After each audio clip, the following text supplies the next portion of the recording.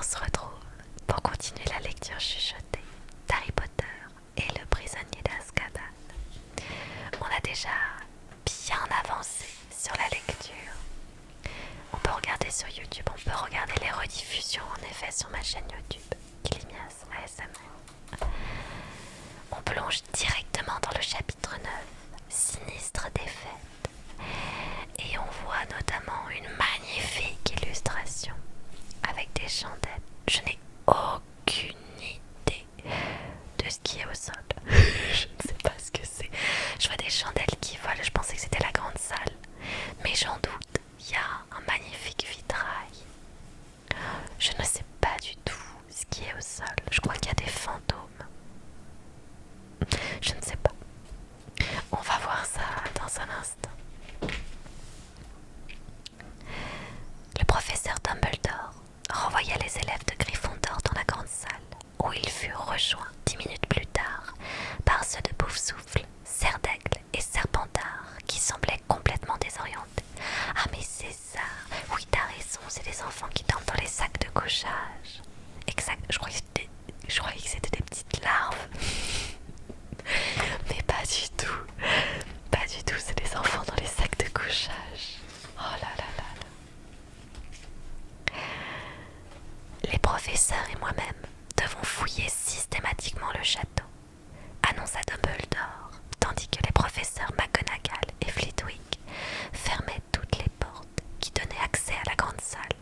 Je crains que, pour votre propre sécurité, il soit nécessaire que vous passiez la nuit ici.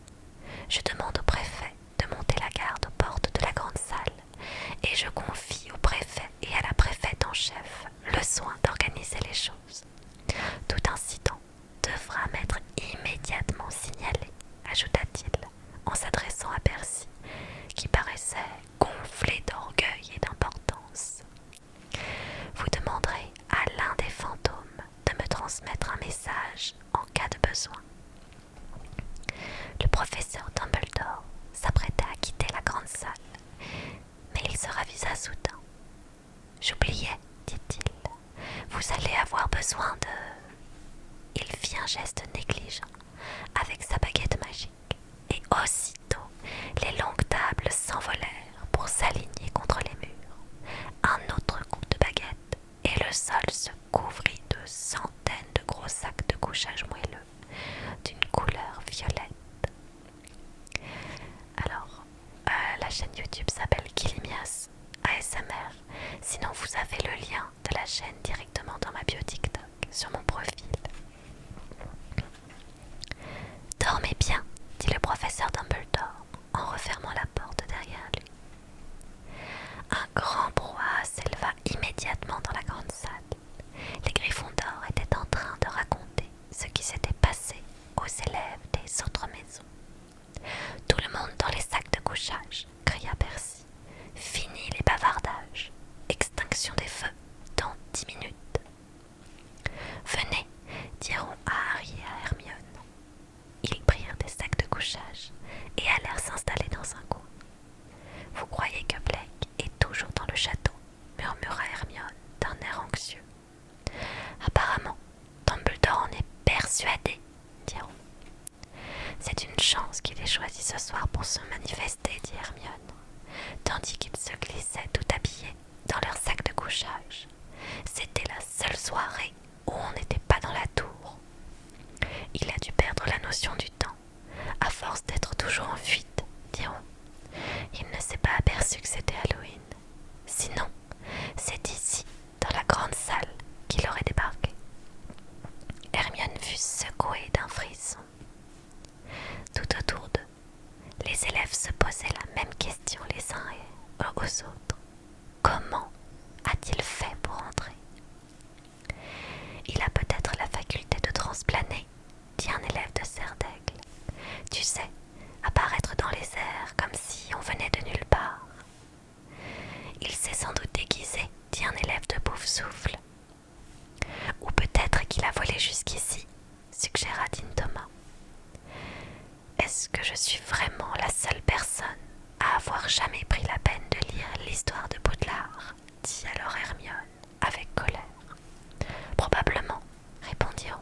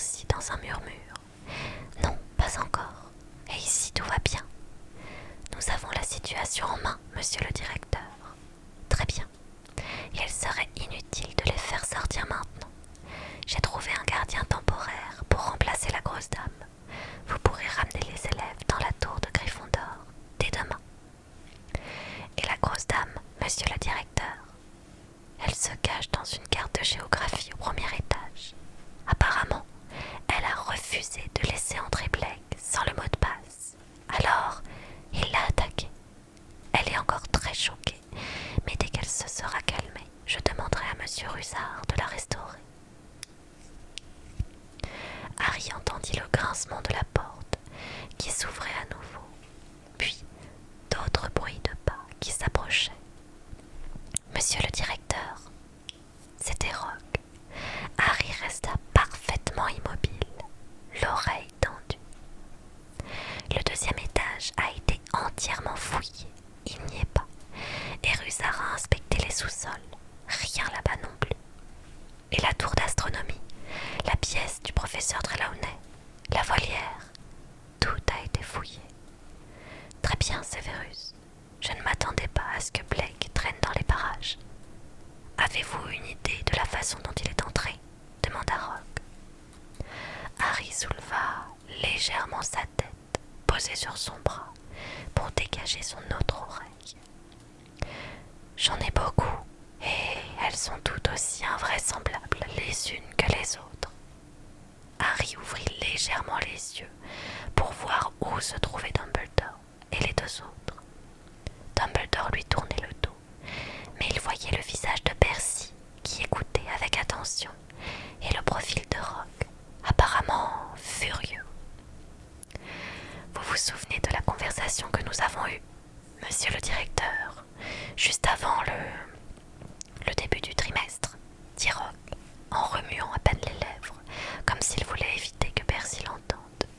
Je m'en souviens, Severus, répondit Dumbledore, avec quelque chose dans la voix qui ressemblait à un avertissement. Il paraît presque impossible que Blake ait pu pénétrer dans l'école sans une complicité interne. Je vous ai fait part de mes inquiétudes lorsque vous avez nommé. Je ne crois pas que qui que ce soit dans ce château ait aidé Blake à y entrer, dit Dumbledore d'un ton définitif, qui fit taire Rogue. Il faut que j'aille voir les détraqueurs à présent. Je leur ai dit que je les préviendrai quand nos recherches seraient terminées. Ils n'ont pas proposé de nous aider, monsieur le directeur, demanda Percy.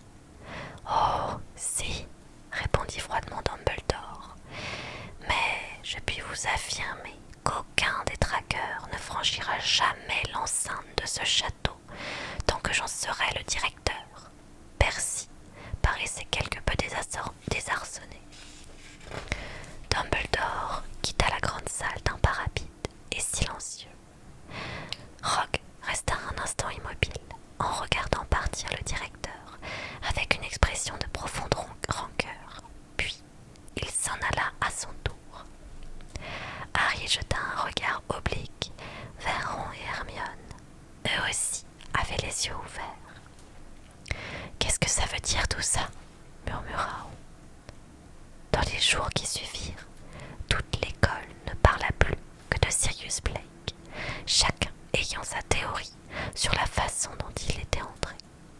Anna Abbott, de Poufsouffle, prétendit même que Blake s'était changé en arbuste pour pénétrer dans le parc sans être vu. La toile déchirée de la grosse dame avait été décrochée du mur et remplacée par le portrait du chevalier de Catogan et de son gros bonnet gris, ce qui n'enchantait personne. Le chevalier passait la moitié du temps à provoquer tout le monde en duel et l'autre moitié à inventer des mots de passe ridiculement compliqués qu'il modifiait au moins 2 fois par jour. Il est complètement fou, dit Seamus Finnegan à Percy. On ne pourrait pas avoir quelqu'un d'autre. Aucun autre portrait n'a accepté de reprendre ce poste, répondit Percy. Ils avaient tous peur de subir le même sort que la grosse dame.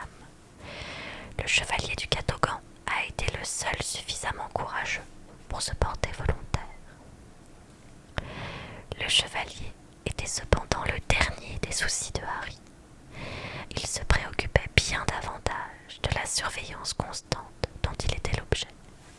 Les professeurs trouvaient toujours un prétexte pour l'accompagner dans les couloirs, et Percy Weasley, que Harry soupçonnait d'agir sur ordre de sa mère, le suivait partout à la manière d'un chien de garde, aux allures solennelles.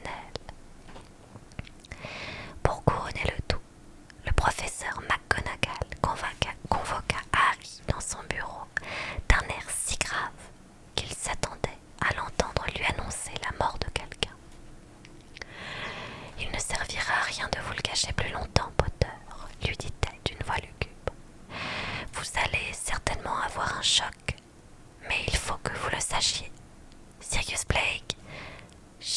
me tuer, je suis au courant, acheva Harry d'un ton las.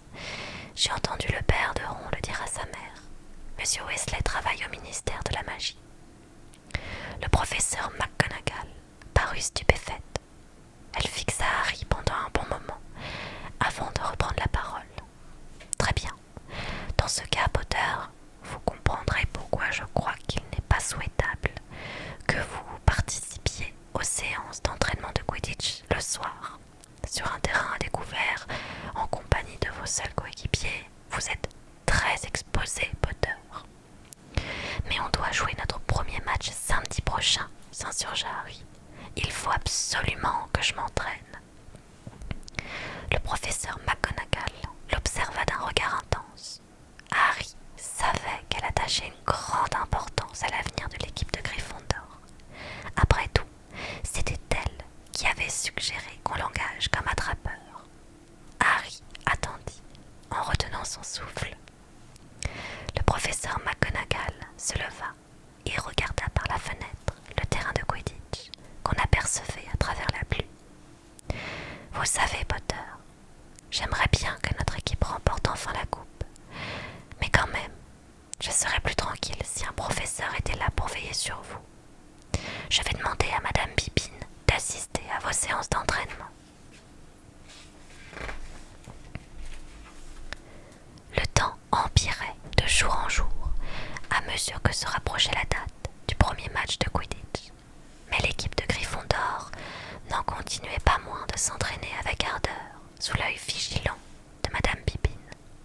Enfin, lors de la dernière séance d'entraînement, avant le match de samedi, Olivier Dubois annonça à son équipe une très mauvaise nouvelle. Nous n'allons pas jouer contre l'équipe de Serpentard, dit-il d'un ton furieux. Flint est venu me voir. On va rencontrer les Poufsouffles à la place. Et pourquoi ? Demanda tout le monde d'une même voix. Flint n'a donné comme excuse que leur attrapeur a toujours sa blessure au bras, répondit Dubois, en grinçant des dents. Mais il est évident que c'est pour une autre raison. Ils ne veulent pas jouer par ce temps. Ils pensent qu'ils auraient moins de chances de gagner. Toute la journée, le vent avait soufflé avec violence. Il pleuvait sans cesse et un coup de tonnerre venait de retentir au loin. Malfoy n'a rien au bras, s'exclama Harry avec colère. Il joue la comédie. Je le sais bien, mais on ne peut pas le prouver, dit Dubois d'un ton amer. Nous nous sommes entraînés en croyant que nous allions affronter les Serpentards, alors que nous devrons jouer contre les Poufsouffles, qui ont un style complètement différent. Ils ont un nouveau capitaine qui joue comme attrapeur. Il s'appelle Cédric Diggory. On est actuellement en train de lire Harry Potter et le prisonnier d'Azkaban dans l'édition Minalima. D'où le fait que ce livre soit magnifique. Et bonsoir à toutes celles et ceux qui arrivent. Angelina, Alicia et Cathy se mirent à glousser. Qu'est-ce qu'il y a ? dit Dubois, visiblement choqué par tant de frivolité. C'est ce type grand et séduisant, c'est ça, dit Angelina. Celui qui a des épaules d'athlète et qui ne dit presque jamais rien, ajoute Cathy, en déclenchant de nouveaux gloussements. Il ne dit rien parce qu'il est trop bête pour aligner deux mots, lança Fred irrité. Je ne vois pas pourquoi tu t'inquiètes, Olivier. Les Poufsouffles sont très faciles à battre. La dernière fois qu'on a joué contre eux, Harry a attrapé le vif d'or au bout de 5 minutes. Souviens-toi. On jouait dans des conditions complètement différentes, s'écria Dubois, les yeux exorbités. Diggory a réussi à constituer une très bonne équipe. C'est un excellent attrapeur. J'avais justement peur que vous preniez les choses à la légère. Nous ne devons surtout pas nous déconcentrer. Il faut rassembler nos forces. Les Serpentards essaient de nous déstabiliser. Nous ne pouvons pas nous permettre de perdre. Calme-toi, Olivier, dit Fred un peu inquiet. Crois-moi, nous prenons l'équipe des Poufsouffles très au sérieux. Sérieusement. La veille du match, le vent se mit à hurler et la pluie tomba plus drue que jamais. Il faisait si sombre à l'intérieur du château qu'il fallut allumer les torches. blanches et des lanternes supplémentaires. Les joueurs de Serpentard affichaient des airs supérieurs, surtout Malfoy. Ah, si seulement mon bras me faisait un peu moins mal, soupirait-il, tandis que les fenêtres tremblaient sous la violence du vent. Harry, lui, n'avait plus d'autres soucis en tête que le match du lendemain. Olivier Dubois se précipitait sur lui entre les cours pour lui donner des conseils. La troisième fois qu'il l'intercepta ainsi, il le retint si longuement que Harry s'aperçut soudain qu'il avait manqué le début de son cours de défense contre les forces du mal. Il se mit à courir, tandis que Dubois continuait de crier derrière lui. Diggory vire très rapidement, Harry. Alors, il faudrait peut-être que tu essayes de le contourner. Harry s'arrêta dans une glissade devant la classe, ouvrit la porte et se rua à l'intérieur. « Je suis désolé, professeur Lupin, commença-t-il. Mais ce n'était pas Lupin qui était assis derrière le bureau. C'était Rogue. Ce cours a commencé il y a 10 minutes, Potter. Je vais donc enlever 10 points à Gryffondor en raison de votre retard. Asseyez-vous. » Mais Harry ne bougea pas. « Où est le professeur Lupin ?» demanda-t-il. « Il m'a dit qu'il ne se sentait pas assez bien pour donner ses cours aujourd'hui, » répondit Rogue avec un rictus. « Il me semble vous avoir dit de vous asseoir. » Harry resta immobile. « Qu'est-ce qu'il a ?» Les yeux noirs de Rogue étincelèrent. « Rien qui mette sa vie en danger, » répondit-il, comme s'il le regrettait. « J'enlève encore 5 points à Gryffondor, et si je dois vous demander une 3e fois de vous asseoir, ce sera 50 points. » Harry s'avança lentement et alla s'asseoir à sa place. « Comme je vous le disais avant que Potter nous interrompe, reprit Rogue, le professeur Lupin n'a laissé aucune indication sur les sujets qu'il vous a fait étudier jusqu'à présent. Nous avons étudié les épouvantards, les strangulos, les... » commença Hermione. « Taisez-vous, » l'interrompit Rogue d'un ton sec. « Je ne vous ai rien demandé. Je voulais simplement mettre en lumière le manque d'organisation du professeur Lupin. C'est le meilleur professeur de défense contre les forces du mal que nous ayons eu, lança bravement Dean Thomas. Un murmure approbateur se répandit dans la salle. Rogue parut plus menaçant que jamais. Vous vous contentez de peu. Lupin ne vous surcharge pas de travail. Apprendre à se défendre contre les strangulos est du niveau d'un élève de première année. Aujourd'hui, nous allons plutôt étudier. Harry le regarda feuilleter le manuel jusqu'au tout dernier chapitre. Les loups-garous, acheva Rogue. Mais, monsieur, intervint Hermione, qui paraissait incapable de se retenir. Nous ne devions pas faire les loups-garous aussi vite. Le prochain cours devait être consacré au Miss Granger, coupa Rogue, avec un calme glacial. Il me semble que c'est moi qui donne ce cours, pas vous, et je vous demande d'ouvrir vos livres à la page 394. Il balaya la classe du regard. Tout le monde, et immédiatement. Les élèves obéirent, en échangeant des regards maussades et quelques réflexions teintées d'amertume. « Qui peut me dire ce qui distingue le loup-garou du vrai loup ?» demanda Rogue. Tout le monde resta immobile et silencieux, sauf Hermione, qui leva aussitôt la main, comme à son habitude. « Alors, qui ?» dit Rogue, en ignorant délibérément Hermione. Il eut à nouveau un rictus. « Cela signifie-t-il que le professeur Lupin ne vous a même pas enseigné les différences élémentaires entre... » On vous a dit que nous n'avions pas encore étudié les loups-garous, intervint Parvati. On en est encore au silence, grogna Rogue.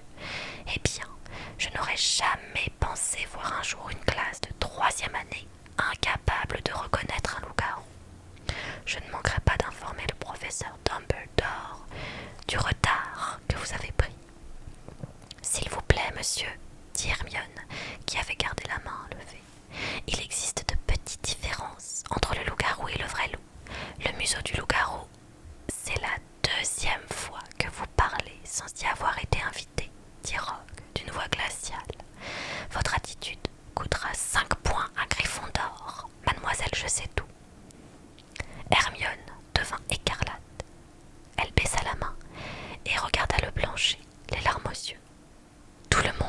un jour ou l'autre, l'avait appelée mademoiselle je sais d'où. Mais Rogue inspirait une telle aversion que toute la classe lui lança un regard noir. Ron, qui traitait Hermione de mademoiselle je sais d'où au moins 2 fois par semaine, prit la parole. Vous nous avez posé une question et elle connaît la réponse. Pourquoi nous demander quelque chose si vous ne voulez pas qu'on vous le dise? Ses camarades surent aussitôt qu'il était allé trop loin. Rogue s'avança lentement vers lui et chacun retint son souffle. Vous aurez une retenue, Weasley, dit Rogue d'une voix doucereuse, en approchant son visage tout près de celui de Ron. Et si jamais je vous entends encore une fois critiquer la façon dont je vous donne mon cours, vous le regretterez amèrement. Jusqu'à la fin du cours, plus personne ne prononça le moindre mot. Les élèves se contentèrent de prendre des notes sur les loups-garous à partir du manuel, pendant que Rogue arpentait les travées en examinant le travail qu'ils avaient fait avec le professeur Lupin. Très mal expliqué tout ça. Ce n'est pas exact. Le Kappa se trouve plus généralement en Mongolie. Le professeur Lupin vous a mis 16 sur 20. Pour moi, ça ne vaut pas plus de 6. Lorsque la cloche sonna enfin, Rogue retint les élèves quelques instants. Vous me ferez un devoir sur la façon de reconnaître et de tuer les loups-garous, dit-il. Je veux 2 rouleaux de parchemin sur le sujet pour lundi matin. Il est temps que quelqu'un reprenne ce cours en main. Weasley, restez ici. Nous allons voir ce que vous aurez à faire pendant votre retenue. Harry et Hermione sortirent de la salle en même temps que les autres. Dès que les élèves furent suffisamment loin pour être sûrs de n'être pas entendus, les tirades contre Rogue se multiplièrent. Il n'a jamais rien dit de pareil sur aucun des autres professeurs de défense contre les forces du mal, même si ça fait longtemps qu'il convoite ce poste, dit Harry à Hermione. Pourquoi est-ce qu'il en veut tellement à Lupin? Tu crois que c'est à cause de l'épouvantard? Je ne sais pas, répondit Hermione d'un air songeur. Excusez-moi, j'avais un moucheron qui s'est posé sur mon bras. Ça me faisait des kilés. Je ne sais plus où je suis, je ne sais pas, blablabla. Mais j'espère que le professeur Lupin sera vite remis. 5 minutes plus tard, Ron les rattrapa, écumant de rage. Vous savez ce qu'il m'a donné à faire? Il faut que je nettoie tous les bassins de l'infirmerie. Et interdiction d'avoir recours à la magie, rugit-il, les poings serrés, la respiration saccadée. Blake aurait dû se cacher dans le bureau de Rogue. Comme ça, il nous en aurait débarrassés. Harry se réveilla très tôt le lendemain, si tôt qu'il faisait encore noir. Pendant un instant, il crut que c'était le mugissement du vent qui l'avait réveillé. Il sentit alors un courant d'air froid sur sa nuque et se redressa brusquement. Pive, l'esprit frappeur, flottait dans les airs à côté de lui et lui soufflait violemment dans l'oreille. « Qu'est-ce que ça veut dire ?» protesta Harry furieux. Pive gonfla les joues, souffla de toutes ses forces et fila en arrière comme une fusée en caquetant de sa petite voix aiguë. Harry attrapa son réveil à tâtons et regarda le cadran. Il était 4h30. Maudissant Pive, il se recoucha sur le côté et essaya de se rendormir. Mais maintenant qu'il était réveillé, il entendait le fracas des coups de tonnerre, l'assaut du vent contre les fenêtres et le craquement lointain des arbres dans la forêt interdite. Dans quelques heures, il serait sur le terrain de Quidditch à lutter contre la bourrasque. Il finit par renoncer au sommeil, se leva, s'habilla, prit son imbus de mille et sortit en silence du dortoir. Lorsqu'Harry ouvrit la porte, quelque chose lui frôla la jambe. Il se pencha juste à temps pour attraper Patin Rond par le bout de sa queue, touffue, et le tirer dehors. « Je crois que Ron avait raison à ton sujet, dit-il au chat. souris dans ce château va leur courir après et laisse Croutard tranquille. Harry poussa du pied bâton rond jusqu'au bas de l'escalier en colimaçon. Dans la salle commune, le tonnerre retentissait avec encore plus de force. Harry savait bien que le match ne serait pas annulé. On n'annulait jamais un match de Quidditch pour un simple orage. Il ressentait cependant une terrible appréhension. Dubois lui avait montré Cédric Diggory dans un couloir. Diggory était un élève de 5e année, beaucoup plus grand que Harry. Les attrapeurs étaient généralement légers et rapides, mais avec un temps pareil, le poids de Diggory lui donnait un avantage, car il risquait moins de dévier de sa trajectoire. Harry attendit l'aube en contemplant le feu qui brûlait dans la cheminée. De temps à autre, il se levait pour empêcher Bâton-Rond de se glisser à nouveau dans l'escalier qui menait au dortoir. Enfin, après une attente interminable, Harry estima qu'il devait être l'heure de descendre prendre son petit déjeuner, et il sortit à travers l'ouverture masquée par le portrait. « Allons, en garde, bâtard galeux !» lui cria le chevalier du Catogan. « Oh, vous, taisez-vous, ça suffit !» répliqua Harry en bâillant. Il retrouva un peu de force en avalant son bol de céréales, et lorsqu'il tartina son premier toast, les autres joueurs de l'équipe le rejoignirent dans la grande salle. « On va avoir du mal, dit Dubois qui ne mangeait rien. « Arrête de t'inquiéter, Olivier, dit Alicia d'un ton apaisant. Ce n'est pas une petite pluie qui va nous arrêter. Mais c'était beaucoup plus qu'une petite pluie. Le Quidditch était si populaire cependant que toute l'école vint voir le match, comme d'habitude. Col relevé, tête baissée, parapluie déployé. Juste avant d'entrer dans les vestiaires, Harry vit Malfoy, Crabbe et Goyle qui le montraient du doigt en s'exclamant à l'abri d'un immense parapluie. Les joueurs de Gryffondor revêtirent leur robe écarlate et attendirent l'habituel discours d'encouragement qu'Olivier leur réservait au début de chaque match. Cette fois-ci, pourtant, ils durent s'en dispenser. Dubois essaya bien de parler à plusieurs reprises, mais il ne parvint qu'à émettre quelques borborigmes et finit par hocher la tête d'un air résigné en leur faisant signe de le suivre. Le vent était si violent qu'ils entrèrent sur le terrain en chancelant. Le vacarme du tonnerre couvrait les acclamations du public et la pluie ruisselait sur les lunettes de Harry. Comment pourrait-il jamais apercevoir le vif d'or dans ces conditions? Les joueurs de Poufsouffle apparurent à leur tour à l'autre bout du terrain, dans leurs robes jaunes et canaries. Les capitaines des deux équipes s'avancèrent l'un vers l'autre et se serrèrent la main. Diggory adressa un sourire à Dubois, mais celui-ci semblait avoir une crampe dans la mâchoire et il fut tout juste capable de lui faire un signe de tête.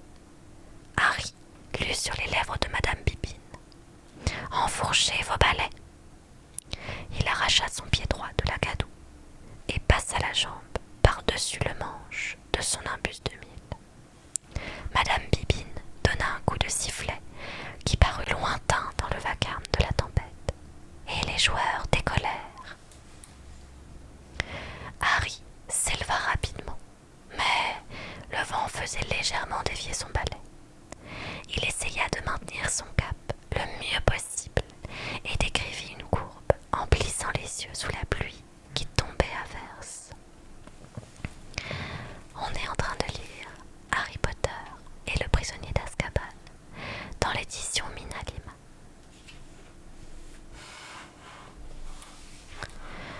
En quelques minutes, il se sentit glacé et trempé jusqu'aux os. Il arrivait à peine à voir ses coéquipiers et encore moins le minuscule vif d'or. Sillonnant l'espace au-dessus du terrain, il apercevait les formes rouges ou jaunes au contour indécis, sans avoir la moindre idée de la façon dont se déroulait le match. Le hurlement du vent l'empêchait d'entendre le commentaire, et la foule des spectateurs était cachée sous un océan de capes et de parapluies. À 2 reprises, Harry faillit être désarçonné par un cognard. Avec ses lunettes ruisselantes de pluie, il ne les avait pas vues venir. Il perdit toute notion du temps. Maintenir son balai droit devenait de plus en plus difficile. Le ciel s'assombrissait sans cesse, comme si la nuit avait décidé de tomber avec plusieurs heures d'avance. Il avait manqué d'entrer en collision avec 2 autres joueurs, sans savoir s'il s'agissait de coéquipiers ou d'adversaires.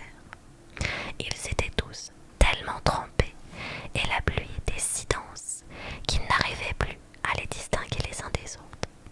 Enfin, le sifflet de Madame Bibine retentit en même temps qu'un éclair illuminait le ciel.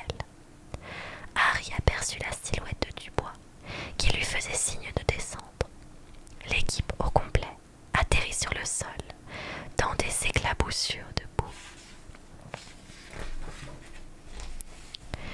J'ai demandé un temps mort, rugit Dubois à ses coéquipiers. Venez là-bas. Ils se rassemblèrent au bord du terrain sous un grand parapluie. Harry en profita pour ôter ses lunettes et les essuyer avec un pan de sa robe de sorcier. Où en est le score ?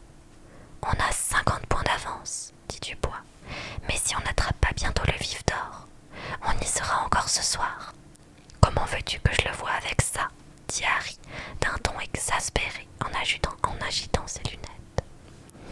Au même instant, Hermione apparut derrière lui, sa cape par-dessus la tête pour se protéger de la pluie. Elle semblait ravie. « J'ai eu une idée, Harry, dit-elle. Donne-moi vite tes lunettes. » Il les lui tendit, et toute l'équipe stupéfaite la regarda tapoter les verres avec sa baguette magique en marmonnant « Impervius !» Et voilà, dit-elle en rendant ses lunettes à Harry. Désormais, elles vont repousser l'eau. On aurait dit que Dubois allait se précipiter sur elle pour l'embrasser. Formidable, lançait-il d'une voix rauque, tandis qu'Hermione disparaissait dans la foule. Bon, on y va. Le sortilège d'Hermione avait réussi. Harry était toujours engourdi par le froid, toujours trempé de part en part, mais au moins, il arrivait à voir normalement. Animé d'une nouvelle énergie, il fendit les remous de l'orage, jetant des coups d'œil de tous côtés, en quête du vif d'or, évitant un cognard, plongeant sous le balai de Diggory qui filait en sens inverse. Il y eut un nouveau coup de tonnerre, accompagné d'un éclair fourchu. Voler dans ces conditions devenait de plus en plus dangereux. Il fallait se dépêcher d'attraper le vif d'or. Il prit un virage serré, avec l'intention de revenir vers le milieu du terrain. Mais au même moment, un autre éclair illumina les tribunes, et Harry vit quelque chose qui détourna aussitôt son attention. Sur le plus haut gradin vide de spectateurs, la silhouette d'un énorme chien noir et hirsute se détachait nettement contre le ciel.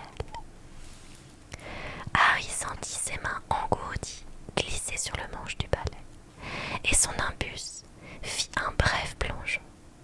D'un mouvement de tête, il rejeta en arrière la mèche trempée qui lui barrait le front et plissa les yeux en regardant à nouveau dans les tribunes. Le chien avait disparu. Harry hurla la voix angoissée de Dubois qui gardait les buts de Gryffondor. « Harry, derrière toi !» Harry tourna la tête. Cédric Diggory filait à toute vitesse dans sa direction. Entre eux deux, un minuscule point doré scintillait sous la pluie. Dans un brusque mouvement de panique, Harry se coucha sur son manche et fonça vers le vif d'or. « Allez, vas-y !»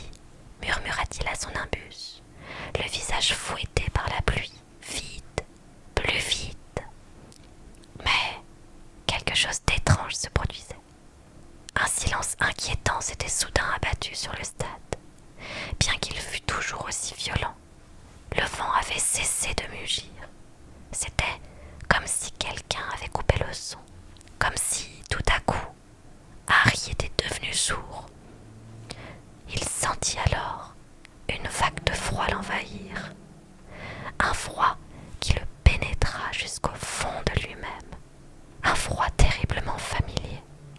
Puis, il eut conscience que quelque chose bougeait sur le terrain. Harry...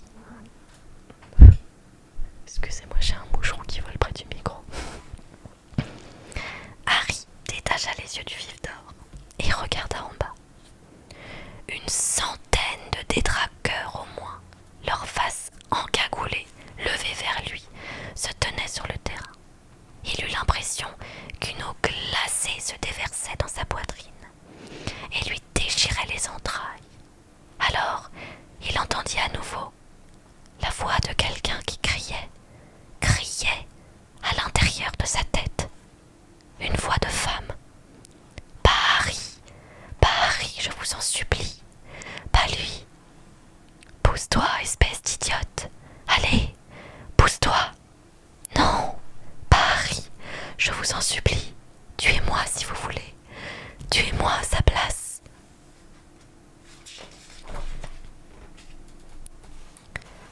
Harry sentait son cerveau engourdi par une espèce de brouillard blanchâtre qui tourbillonnait dans sa tête.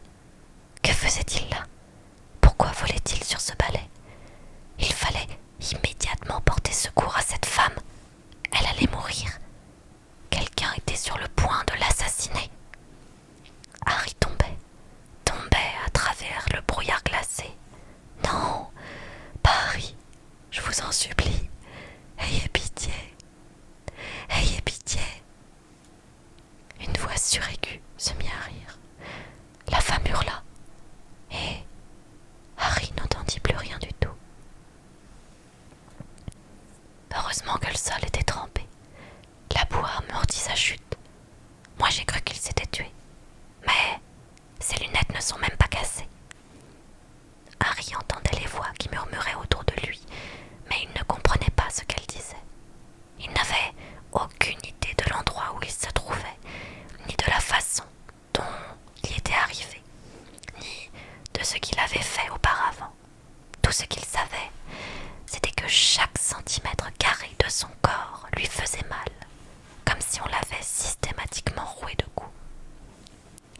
C'est la chose la plus effrayante que j'ai jamais vue de ma vie, dit une voix. La plus effrayante. Les silhouettes encagoulées, le froid, les hurlements.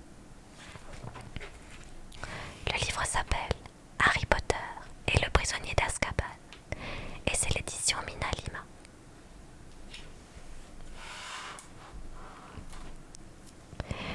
Les yeux de Harry s'ouvrirent brusquement. Il était allongé dans un lit de l'infirmerie. Les joueurs de l'équipe de Gryffondor, maculés de boue de la tête aux pieds, étaient rassemblés autour de lui.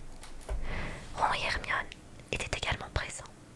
Ils avaient l'air de sortir d'une piscine. Harry, s'exclama Fred, le teint livide. Attendez. Hop là.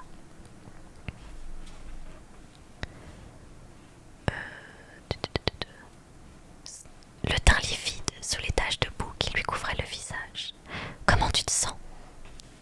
C'était comme si la mémoire de Harry s'était soudain mise à fonctionner en accéléré. L'éclair, le sinistrose,